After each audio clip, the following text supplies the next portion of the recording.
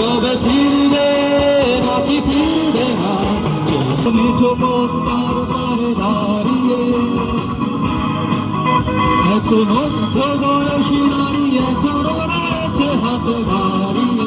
প্রাঙ্গণে আমি জীবনে প্রথম আসলাম, এসে অবশ্যই ভালো লাগছে, ভিতরে যেতে পারলে আরও ভালো লাগতো, কিন্তু আজকে আমাদের সময় স্বল্পতা এবং আমরা যে লক্ষ্য উদ্দেশ্য নিয়ে বাংলাদেশ সফরে বের হয়েছি, অর্থাৎ গণভোটের হ্যাঁ পদচারণায় আমরা বিভিন্ন জেলায় যাত্রা করছি, ক্যাম্পেইন করছি। আমরা আশা করছি আপনারাও গণভোটের হ্যাঁ ক্যাম্পেইনের কাজ করবেন আপনাদের বিশ্ববিদ্যালয়ে, আপনাদের নিজ পেরিফেরিতে, এবং বাংলাদেশ পরিবর্তনে, নতুন বাংলাদেশ বিনির্মাণে অবশ্যই গণভোটে হ্যাঁকে জিতিয়ে আনবেন। ধন্যবাদ সকলকে।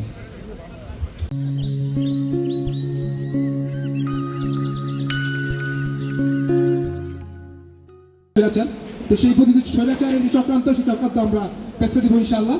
হাবুটে 12 তারিখ সারাদিন, হাবুটে ভোট দিন।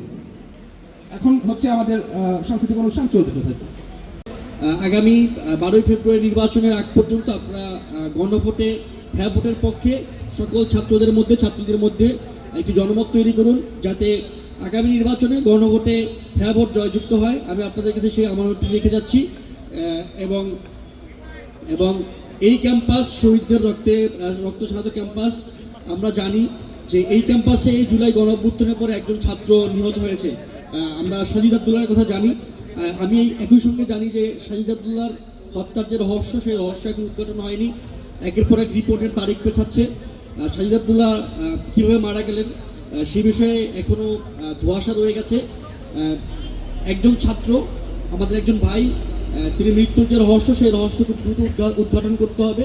এবং যদি তার পিছনে অন্য কোনো কারণ থাকে, যদি এটি স্বাভাবিক মৃত্যু না হয়, অস্বাভাবিক কোনো মৃত্যু হয়, তাহলে নিশ্চয়ই সেই মৃত্যুর বিচার করতে হবে। আমি এই দুইটি দাবি জানিয়ে আজকের মতো এখানে সমাপ্ত করছি। আমরা সবাই একসঙ্গে গান উপভোগ করবো। সবাইকে সালাম জানাই। আসসালামু আলাইকুম। আগে আসার কথা ছিল, আমি প্রথমেই আপনাদের কাছে দুঃখ প্রকাশ করছি। অনেকেই চলে গেছেন, আবার অনেকেই আছেন কষ্ট করে। তো আপনাদের কাছে প্রথমে দুঃখ প্রকাশ করছি, এবং যারা আছেন আপনাদের কাছে আমরা একটা বার্তা পৌঁছে দিতেই আপনাদের কাছে এসেছি। আপনারা জানেন ত্রয়োদশ জাতীয় সংসদ নির্বাচনে এবার এমপি প্রার্থী নির্বাচিত হওয়ার পাশাপাশি আরেকটি ভোট হবে, সেটা হচ্ছে গণভোট। তো আপনাদেরকে আসলে নতুন করে বলার কিছু নাই। আপনারা বিশ্ববিদ্যালয়ের শিক্ষার্থী, আপনারা গণভোট সম্পর্কে জানেন এবং কেন গণভোটে হ্যাঁ জয়যুক্ত হওয়া উচিত এটাও জানেন।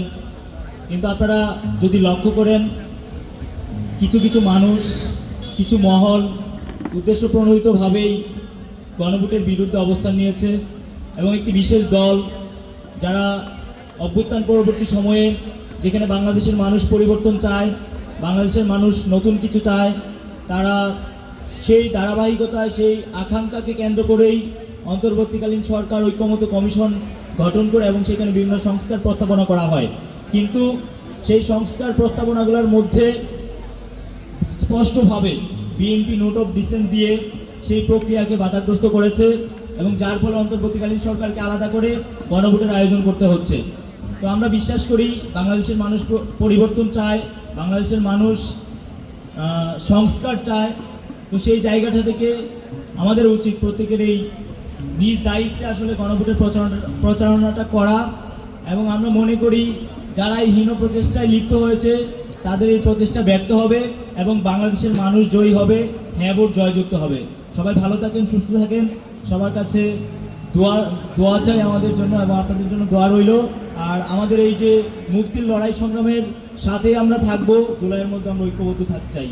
দেখা হবে ইনশাআল্লাহ। ইনকিলাব জিন্দাবাদ, জাতীয় ছাত্র শক্তি জিন্দাবাদ।